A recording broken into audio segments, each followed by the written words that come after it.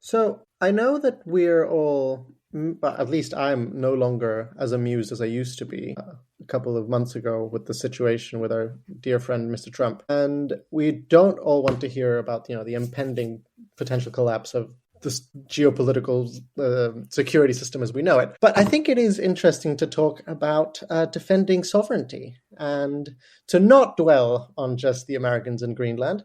We can focus on defending sovereignty as done by Mexico in the 20th century. What do you think, Alex? A long and storied tradition, often fraught with failure, is Mexico's want, but actually also fraught with a lot of good, and also full of sort of like feel-good stories and triumphs along the way. So it's one of those encouraging stories where cocky people get their just desserts, and those who believe in actual goodwill amongst nations sometimes also get what they want.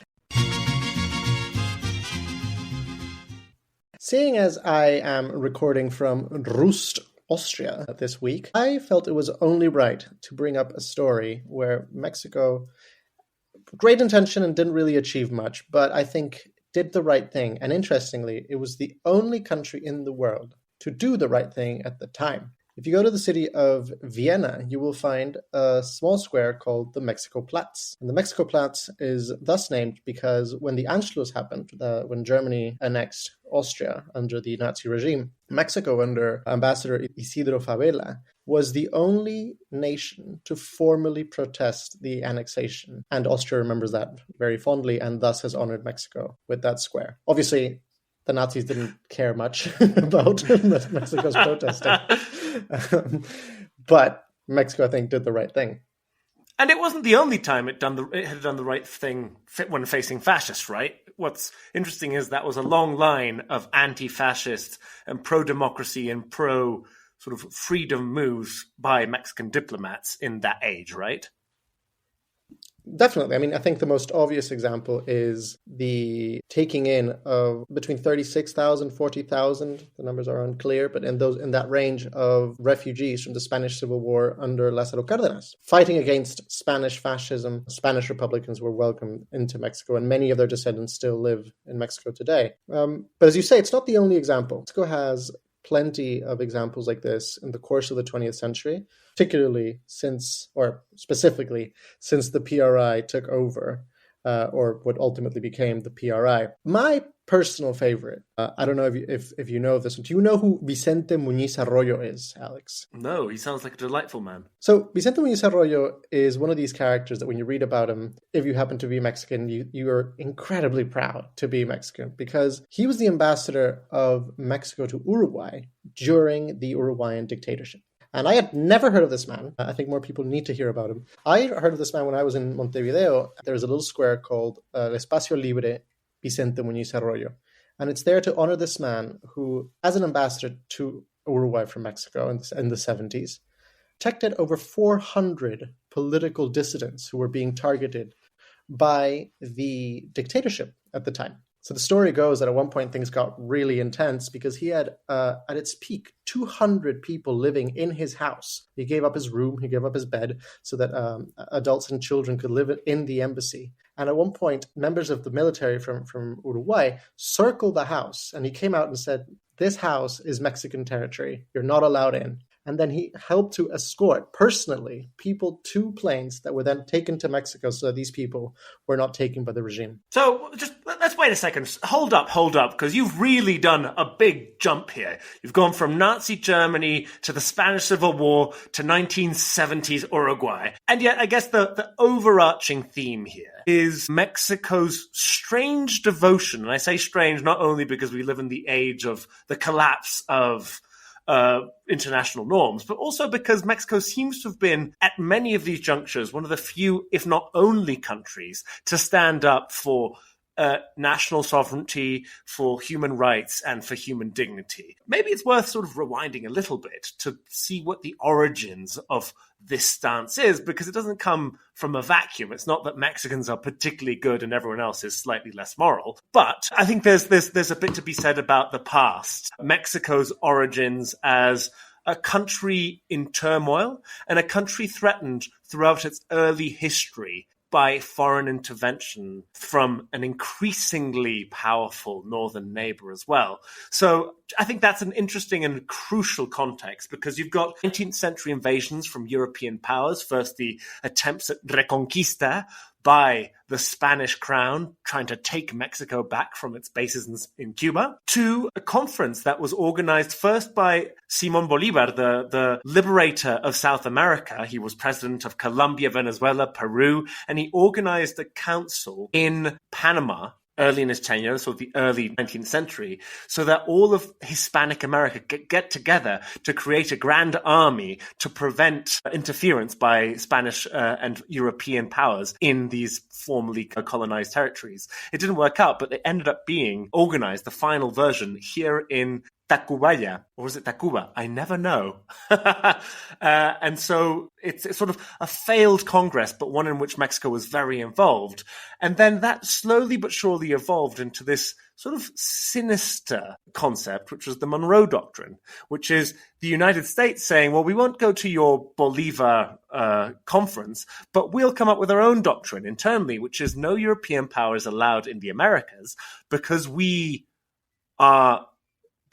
want sovereignty for the Americas for Americans. Initially, that meant America for the people of the American continent. And slowly but surely, inevitably, it became the Americas for the US, America for Americans. And that leads us up all the way to Mexico's exclusion from the League of Nations, which was the grand stage on which Mexico sort of projected all these great stances, right? Where Mexico protested the Italian invasion of Ethiopia, protested Anschluss, all of that. And it sort of started off with being excluded, but also protesting parts of we'll call it the Constitution, the founding documents of the League of Nations, because they very much mentioned things like respect for the Monroe Doctrine, which at the time Mexico was disgusted by, having just been invaded by US Marines. So all of this context, this constant invasion by more powerful neighbors and an obsession with trying to get sovereignty right over the course of the 19th century, I think leads us to this moment, which is the 20th century of Mexican diplomatic idealism. So I went way too far ahead, but now you took us really far back. But sort of meeting somewhere in between and building on what you're saying. Mexico is very much aware of the fact that it's not a tiny country, but it cannot really pretend to be as important as the heavyweights, and definitely not as big as its northern neighbor. So it needs to find its place in the world. And in this vein, there is a doctrine called, or a policy called, the Estrada Doctrine, which Mexico comes up with in the 1930s and has been one of the central tenets of Mexico's approach to diplomacy and foreign relations in general, where on the one hand, it's very principled, right? It says Mexico does not meddle in the sovereignty of other nations. It does not feel that it has the right to declare which government is legitimate in which nation. We just follow whatever that country, whichever functioning government that country has, and the way that works, we accept that and we work with them. Of course, it rejects coups or invasions because that is a breaking with the established sovereign system. But there on out, we don't meddle. And while that's very nice, it also comes from that sort of realpolitik of understanding that Mexico is very small and it needs to sort of project a certain idea in the world of, defending other people's sovereignty is the right thing to do. And if you say this enough and enough and enough, and you're the guy who's always not meddling other people's sovereignty, then maybe others won't mess with you. And maybe others will, when you are messed with, protect you or at least speak up on your behalf. It reminds us of this 19th century phrase, which is emblazoned onto everything the Mexican government can get its hands on, which is a phrase by President Benito Juárez, which is in response to this interventionism that Mexico was suffering, which is el respeto al derecho ajeno es la paz. Go on, translate that for us, Tavo. Well, I mean, essentially, it's respecting individual rights. Respect for everyone and their own rights is the source of peace, essentially. But very much in line with this Estrada principle, both the principled element of it, but also the realpolitik of it. Mexico is very happy to fall in line with the idea of the third world in the course of the 20th century. The third world being, we're not aligned necessarily with the capitalist world, we're not aligned with the USSR and the Soviet world, we are our own thing. We're friends of everyone and enemies of no one. Of course, having the US as a northern neighbor meant that Mexico had to sort of be a little bit more leaning towards the US. But throughout, Mexico kept good relationships with the USSR. And I think a great example of this happens with Cuba. When the US first decides to impose the embargo on Cuba in the 1960s, Mexico comes out and says, no, we're not going to do that. Like, you could pressure us all you want, but we're not going to meddle. We're going to have diplomatic relations with them. And an embargo would mean not respecting the sovereignty of that nation. Although, of course, this brings us to the realpolitik of it all, because, of course, in the 1960s especially, the Cuban Revolution was the icon of sort of progressive revolutionary thought all around the world. And the Mexican government was at the time a sort of established and somewhat aging revolutionary government. They were the cool kids in town in the early 20th century, but now there was a new revolutionary on the scene. And the Mexican government was actually quite jealous of them. So they said, well, let's cozy up to this new Castro fellow and see if some of that revolutionary magic sort of rubs off back on us. And so that's very much a position within the PRI, the Institutional Revolutionary Party of Mexico, which by then was clearly a one-party state, an overwhelmingly, an overbearing one-party dictatorship. And so that sort of relationship with the Cuban Revolution was, in sort of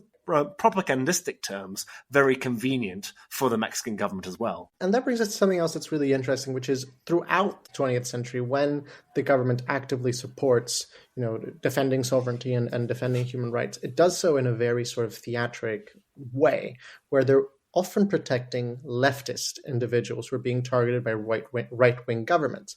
Let's be clear, while the actions of Vicente Muñoz Arroyo are incredibly laudable, he only saves about 400 people. The number of people thought to have been killed by the Uruguayan government is in the thousands. And the largest diaspora of Uruguayans that escaped the dictatorship isn't in Mexico.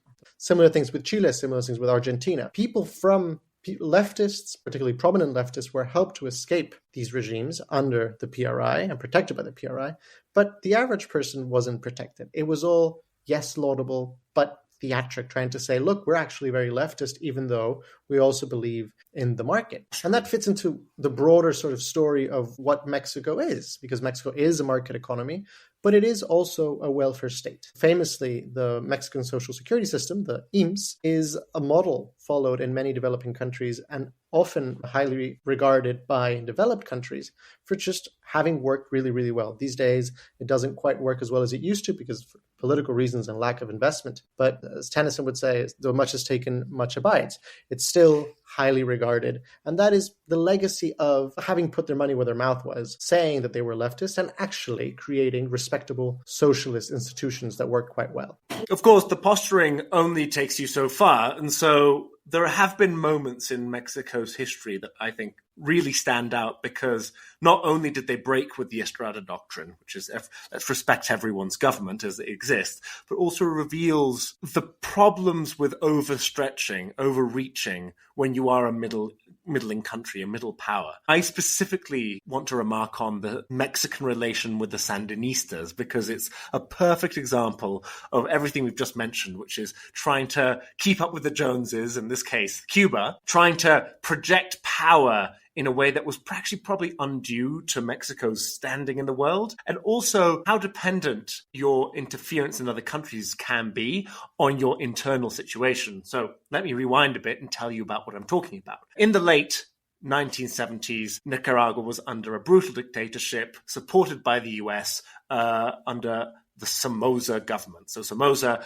was the dictator there. And then guerrilla group and revolutionary left-wing group emerges, and they were called the Sandinistas. And they eventually succeed at overthrowing the government with a lot of help from places like Cuba, which were exporting revolution all around the world. They'd gone to Angola. They supported other communist revolutions elsewhere. But weirdly, Mexico got involved as well. This is after the Estrada Doctrine. Under that doctrine, they should have respected the Somoza government, no matter how terrible it was. That is literally what the doctrine says. We have to treat with them, whoever they are. And then suddenly you had the arrival of a new foreign minister, Jorge Castañeda, who was the foreign minister back in the late 70s, early 80s, who said, actually, the best defense is an offensive strategy where Mexico projects its power across the region where its interests lie. So if this sounds similar at all, do tell me. I'm a little bit worried. Yes, and sort of luckily for us now, the lesson is very much learned because it doesn't end up going well for Mexico. So Mexico gets very involved with the Sandinistas. President José López Portillo, who we've talked about a lot on this podcast, mostly because of the petrol bonanza he was in charge of administering.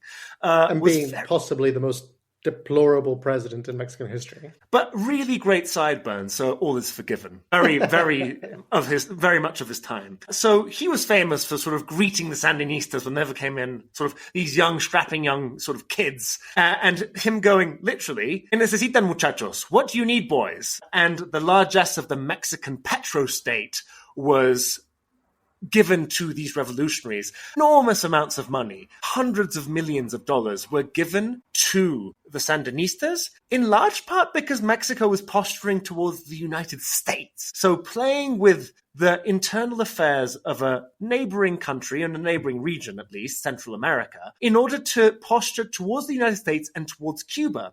Because, again, right, it was really important to the Mexican revolutionary government, the PRI, to show itself to be the big player in town. And they wouldn't want Cuba to be the sort of the main protagonist in another revolution in the region. But also they wanted to stand up to the US and say, look at how we can also project our force and use that as a negotiating tool in other aspects of the US-Mexico relationship. I mean, if Donald Trump had been president at the time, he definitely would have abducted López Portillo. Yeah, absolutely. And maybe a few people would have cried. But this sort of strongman idea, a wonderful video has been going around on YouTube recently, or TikTok, of old sort of like Putin-style videos of, a day in the life of López Portillo. And he was really into this like buff man. He was said to practice 8 different sports a day. When he did any governing, who knows? But there's sort of videos of him running around like a field and doing incredibly bad, but,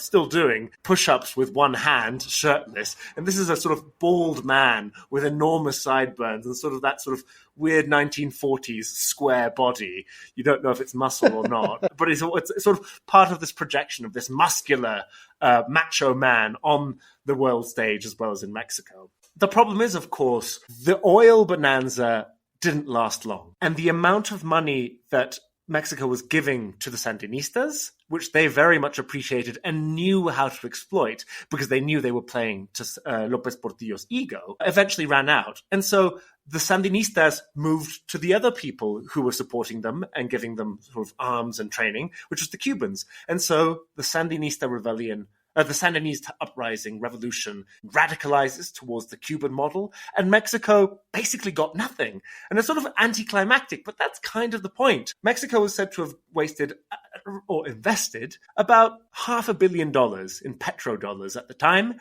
and got absolutely nothing in return. Luckily, the United States wasn't particularly bothered, probably because it understood that Mexico was a middling power that probably wouldn't have as much of an effect as it wanted to in the region. And lo and behold, that's exactly what happened. So enormous amounts of money were spent. Mexico enters a crisis in 1982, and we've discussed the sort of collapse afterwards, which, by the way, also determined Mexico's standing in regard to the rest of the world from then on. Mexico in crisis looks in and shields itself back into the Estrada Doctrine. Just waves around the Estrada Doctrine every chance it gets. But things start to change in the 90s. Now, we've said many times that NAFTA is a big deal, and the world in which NAFTA is created and welcomed in Mexico. And that's because it does represent the ushering in of an entirely new way of doing politics and governing. And along with NAFTA, shortly after, 2 presidents after,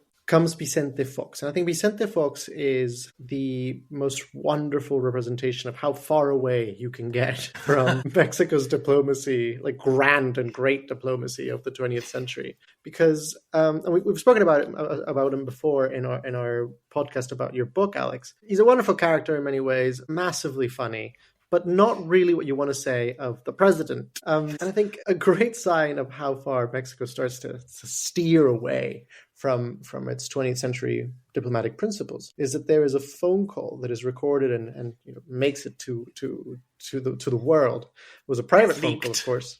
It's leaked, thank you. Between Vicente Fox and Fidel Castro, there was going to be a dinner in Mexico. Imagine if it hadn't been the case. From beyond the grave. Imagine that. And Castro is supposed to attend this dinner of Latin American leaders, and he had always been welcome as any other head of state of a country with which Mexico has diplomatic relations.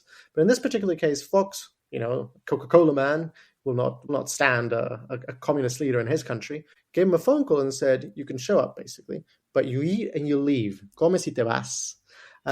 Which was very undiplomatic of him. But a wonderful turn of phrase. Another sort of useful shorthand for this is that the foreign minister for Mexico under Fox at the time was a man called Jorge Castañeda. Not the same one from the Sandinistas, but his son, decades later. And what's wonderful is they were very much of the activist foreign policy bent. And both failed. And I think that's an interesting lesson for the Mexican government, because while the first Jorge Castañeda was very much an activist for Mexican aggressive defense, where you use other countries as pawns in your sort of broader geopolitical schemes to project power. Very Kissinger. Yes. When it came to Fox's Jorge Castañeda II, I think it was a more idealistic vision, which was, well, no, we're very much pro-democracy and pro-liberalization. And so actually, the Estrada Doctrine is fine and all, but really, the Castañeda II corollary said only if you're sort of a legitimate government to a certain extent, right? And so you have to be democratic, you have to be liberalizing. Highly recommend those who can read Spanish pick up a copy of my book, La derecha no existe, pero ya está, which explains this weird delusion in which they claimed they were non-ideological. It wasn't an ideological position to want democracy and liberalization because it was simply common sense. And so that's how they squared that circle. You were still very much within the Estrada Doctrine, but only if you were a certain way. And that's why Vicente Fox was able to stand up to the United States, admittedly, and say, no, we're not going to invade Iraq because that's beyond the pale. But you can kick Fidel Castro out of a dinner and get into a big diplomatic conflict with him because he's not so much the legitimate government of Cuba. And Fox got into lots of problems throughout that time as well. And again, right, Mexico projecting that sort of more idealistic or ideological power ultimately didn't work out for Mexico. It didn't produce the responses or the results the Fox government wanted. Yeah, definitely. It's, Fox and Castañeda were very much in the spirit of the times, right? This end of history sort of, these are the principles, like there's no discussion. We know the answer, move forward, very NAFTA as well. And then that doesn't necessarily work out. And, when you were one of the guys who really bought into the policy, well, it doesn't look too good on you. And this continues, right? Felipe Calderón, the president that follows Fox in 2006 and who starts the war on drugs, has a scandal during his presidency as well, where there is a coup in Honduras, and the standard Estrada Doctrine approach would have been to not recognize the coup, to continue to work with the official government, but in part being pragmatic, because he was being pragmatic, but mainly because he was pressured by the US. Calderón goes out and recognizes the government headed by the coup. It was highly criticized by many people across the world for not respecting a government that had been democratically elected, but also within Mexico for not respecting the Estrada Doctrine and just caving in to whatever the US wanted. Of course, that is under the regime that exists from the year 2000 and follows a similar notion under Peña Nieto. But then, of course, we get the Morena government. You might agree with them or disagree with them, but their shift has been a little bit more consistent with what we saw under the PRI. However, the world is not the same as under the PRI, and regimes have changed significantly. And being leftist in Latin America has changed significantly in the 20th century versus now. And a lot of the big Latin American leftist leaders have accusations, many of them proven, of being wildly corrupt and wildly populist and not necessarily great for the countries. And Andrés Manuel López Obrador the president from 2018 to 2024, ushers in this new Morenista, more leftist government, is very happy to play ball with these governments, eventually leading to a diplomatic crisis. I believe to date, there is no official diplomatic relation between Ecuador and Mexico, right, Alex? That's correct. Because at one point, López Obrador decides to grant asylum to the former vice president of Ecuador in the Mexican mission in Quito. And the right-wing leaning president in Ecuador says that's absolute nonsense, is a common criminal, so international law does not apply to protect him. And troops moved into the mission in Quito. And definitely, as far as international law is concerned, Ecuador was quite criticized for not respecting the sovereignty, let's say, of the Mexican mission in Quito. There is some precedent for that under agreements that did exist in Latin America, but specifically for common criminals.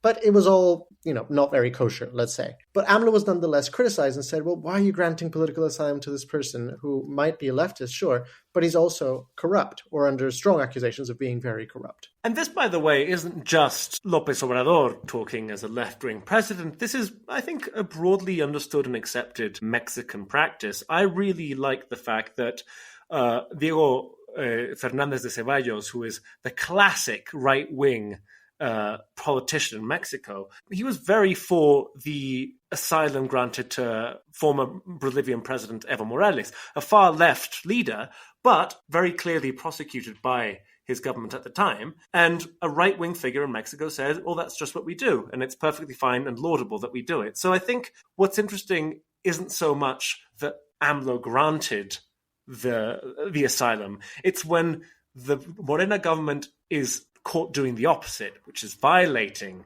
those principles. And so it's easy to say, oh, well, we've always supported asylum and sovereignty. But what happens when they do the opposite? What happens when they don't recognize a government even after it has been instituted legally, claiming that there's been a coup? And so that's when you start having issues and debates over whether or not people are picking and choosing when it comes to the Estrada doctrine. That's more or less what we had in Peru, where Pedro Castillo got into a terrible fight with this Congress and ended up being ousted technically legally, right? There wasn't a coup per se, but they said it was a coup, a legal coup, so to speak, and so the Mexican government doesn't recognize the Peruvian government either. Now, had it been a left-wing government that had done it to a right-wing government, one wonders if the López Obrador administration would have been happy to wave away the accusations and recognize it. So again, we find ourselves back into this world of pragmatism, which I only think is going to get worse or,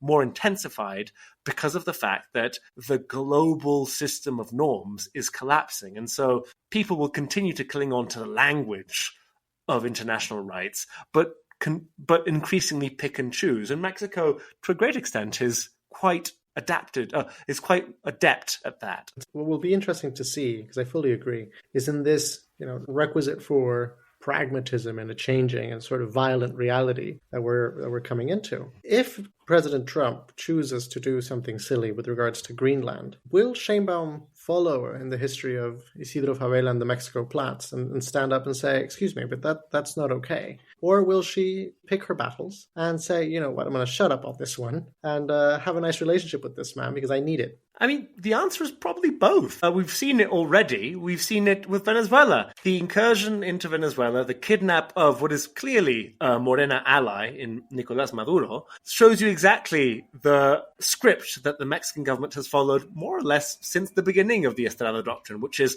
vociferous protest followed by long silence and inaction. And that, to be honest, has kept the Mexican government in a relatively good place in everyone's books. You're not doing anything to stop someone like the United States from going and doing whatever they want and violating international law, but you're also making it clear, as you said at the beginning of this conversation, Tavo, that Mexico won't stand, at least in theory, for the abuse of smaller nations by the larger nations, because it understands itself to be one of those smaller nations when it's faced with this great incursion of great powers in this new and terrifying age we're entering. It reminds me of that quote from Octavio Paz. Mexicans are great at getting together in a square once a year, yelling their lungs out, and then being quiet for the rest of the year. Yeah.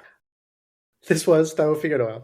And I'm Alex Gonzalez Hormerod. And this was Mexico. the podcast. Every 2 weeks, we're talking about what makes Mexico tick, what keeps it independent, and what the government's doing this time. Subscribe to the Mexico Political Economist and follow the Plan Mexico project. More on that later. But for now, toodaloo.